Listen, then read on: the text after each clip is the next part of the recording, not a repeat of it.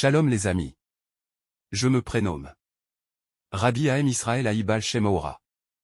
Le concept est de faire des courts podcasts apportant une réflexion réelle afin d'éclaircir ce monde du mieux que l'on peut.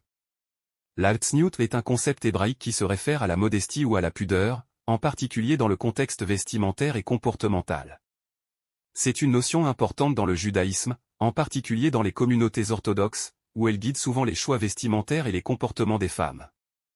En ce qui concerne les vêtements, la tzniut implique généralement de porter des tenues qui couvrent le décolleté, les épaules, les bras et les jambes, afin de préserver la modestie et de ne pas attirer une attention non désirée. Les règles spécifiques peuvent varier d'une communauté à une autre et peuvent être interprétées différemment selon les traditions et les coutumes. Outre les aspects vestimentaires, la tzniut peut également influencer le comportement social, en encourageant la modestie dans la manière de parler, de se comporter et d'interagir avec les autres. L'idée fondamentale est de promouvoir la modestie et la pudeur dans tous les aspects de la vie quotidienne. Il est important de reconnaître que les normes de la tzniut peuvent ne pas être applicables ou pertinentes pour tout le monde. Les choix vestimentaires et les comportements personnels sont souvent influencés par divers facteurs tels que la culture, la religion, les croyances individuelles, et les préférences personnelles. Ce qui peut être considéré comme approprié en termes de modestie dans une communauté ou une tradition religieuse particulière peut ne pas nécessairement l'être dans une autre.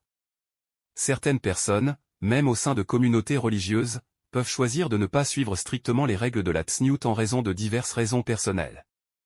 La diversité de perspectives et de choix individuels est une réalité, même au sein de groupes religieux ou culturels spécifiques. La capacité d'une femme juive à discuter avec un homme dépend souvent des convictions religieuses et des pratiques spécifiques de la communauté à laquelle elle appartient. Dans le judaïsme orthodoxe, certaines communautés peuvent appliquer des règles de séparation strictes entre hommes et femmes dans certains contextes, tandis que d'autres peuvent être plus souples. Dans des contextes religieux plus traditionnels, il peut y avoir des situations où les hommes et les femmes sont séparés, comme dans certaines synagogues ou lors de certaines célébrations religieuses. Cependant, cela ne signifie pas nécessairement qu'une femme et un homme ne peuvent jamais discuter. Les interactions dépendent souvent du contexte spécifique, du niveau de respect des coutumes religieuses et des pratiques de la communauté en question. Dans des contextes plus libéraux ou réformés du judaïsme, les interactions entre hommes et femmes sont souvent moins réglementées, et les restrictions peuvent être beaucoup moins strictes. La possibilité pour une femme juive d'avoir des contacts avec un homme dépend largement des pratiques et des interprétations spécifiques de la tzniut, modestie, au sein de sa communauté juive. Le judaïsme orthodoxe, en particulier, peut avoir des normes de séparation entre les sexes dans certains contextes, mais ces normes peuvent varier. Dans des environnements plus traditionnels, il peut y avoir des règles spécifiques régissant les interactions entre hommes et femmes. Par exemple, il pourrait y avoir des espaces réservés aux hommes et d'autres aux femmes dans certaines synagogues, où des événements sociaux peuvent être séparés par sexe. Cependant, cela ne signifie pas nécessairement qu'une femme et un homme ne peuvent jamais avoir de contact. Les normes spécifiques dépendront des coutumes et des règles spécifiques de la communauté en question.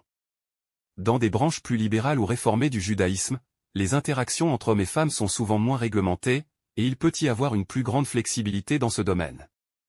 Il est important de noter que le judaïsme est diversifié, et il n'y a pas de normes universelles qui s'appliquent à toutes les communautés juives.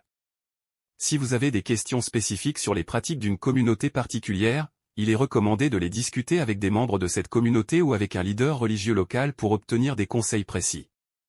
L'allumage des bougies de Shabbat est une tradition importante, souvent réalisée par les femmes de la maison. L'allumage des bougies de Shabbat est généralement effectué avant le coucher du soleil le vendredi soir, marquant ainsi le début du Shabbat, le jour de repos juif. La femme de la maison, ou la personne responsable de l'allumage des bougies, récite généralement une bénédiction spécifique avant d'allumer les bougies. La bénédiction est appelée l'Adlik Ner Shel Shabbat, et se traduit généralement par « Béni sois-tu, Seigneur notre Dieu, Roi de l'univers, qui nous a sanctifiés par ses commandements et nous a commandé d'allumer les bougies de Shabbat ». L'allumage des bougies de Shabbat symbolise la séparation entre le jour ordinaire et le jour saint de Shabbat. Il est considéré comme un acte sacré et est accompagné de prières et de bénédictions spéciales pour marquer l'entrée dans ce jour particulier de repos. Bien que cette tradition soit souvent associée aux femmes, il est important de noter que dans certaines familles, surtout lorsqu'il n'y a pas de femme dans le foyer, un homme peut également être responsable de l'allumage des bougies de Shabbat. Les pratiques peuvent varier en fonction des coutumes familiales et communautaires spécifiques. Shalom à tous. Que Akadosh Baruch Hu vous garde. Paix dans ce monde. Haim Israël Haï.